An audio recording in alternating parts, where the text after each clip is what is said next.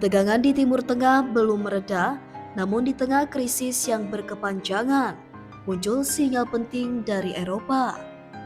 Menteri Luar Negeri Prancis, Jean-Noël Barrot, secara terbuka menyatakan bahwa negaranya berkomitmen untuk mengakui negara Palestina. Apakah ini titik balik bagi perjuangan Palestina? Bagaimana dampaknya terhadap diplomasi global dan proses perdamaian yang nyaris runtuh?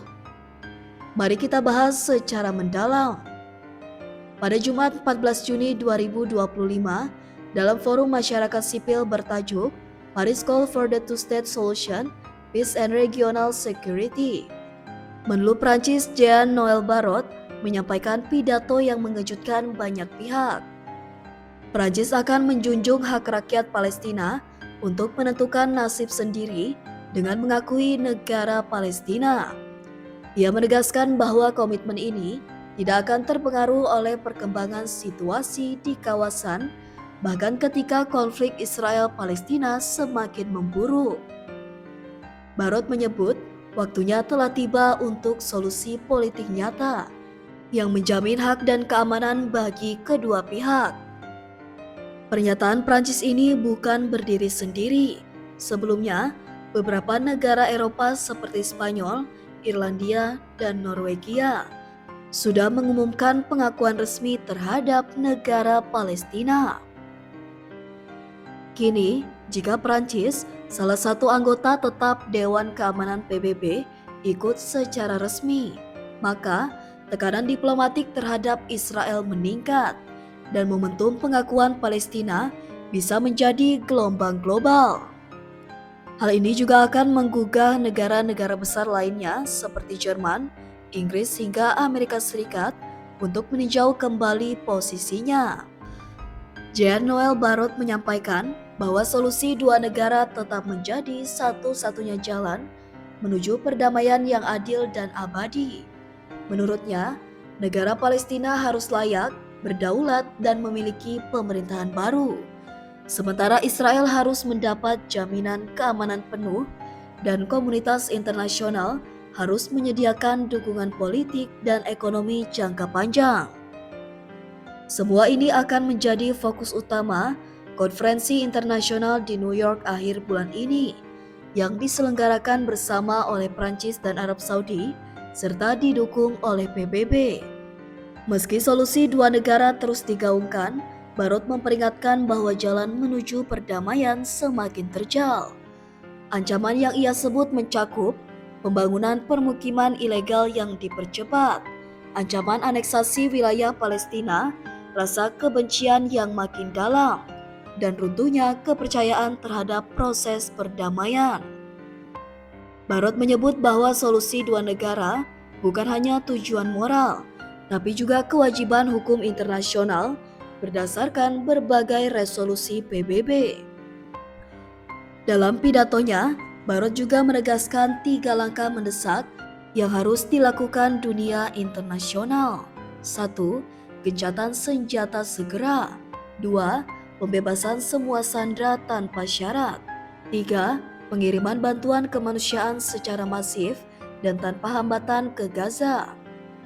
Ia menekankan bahwa terlalu banyak warga sipil yang menderita dalam perang yang telah berlangsung terlalu lama, dan setiap menit sekarang harus didedikasikan untuk menyelamatkan nyawa. Pertanyaan pentingnya adalah, mengapa Prancis bersikap seberani ini sekarang? Beberapa analis menilai Prancis ingin memulihkan reputasi diplomatiknya di dunia Arab. Ada tekanan domestik dari warga keturunan Arab dan Muslim di Prancis dan adanya kesadaran strategis bahwa konflik Palestina-Israel dapat berdampak pada keamanan regional Eropa. Selain itu, Prancis ingin membedakan dirinya dari AS dan Israel, sekaligus memimpin blok Eropa dalam isu ini. Konferensi internasional yang akan digelar di New York pada akhir Juni dipandang sebagai momen krusial. Diselenggarakan bersama oleh Prancis, Arab Saudi, dan Perserikatan Bangsa-Bangsa atau PBB. Konferensi ini akan membahas roadmap konkret menuju pembentukan negara Palestina. skema keamanan bersama bagi Israel dan Palestina, dan strategi internasional untuk mencegah eskalasi lebih lanjut. Konferensi ini juga akan mengundang negara-negara seperti Mesir, Yordania, Turki, AS, Rusia, China, dan Uni Eropa sebagai blok. Meski mendapat banyak dukungan, tentu saja masih ada penolakan keras dari Israel dan sekutunya. Israel tetap menyatakan bahwa solusi dua negara tidak bisa diterapkan saat Hamas masih menguasai Gaza. Palestina belum memiliki pemerintahan yang representatif, dan keamanan Israel adalah prioritas utama. Sementara Amerika Serikat menyuarakan dukungan prinsip terhadap solusi dua negara, tetapi belum siap mengakui Palestina secara resmi.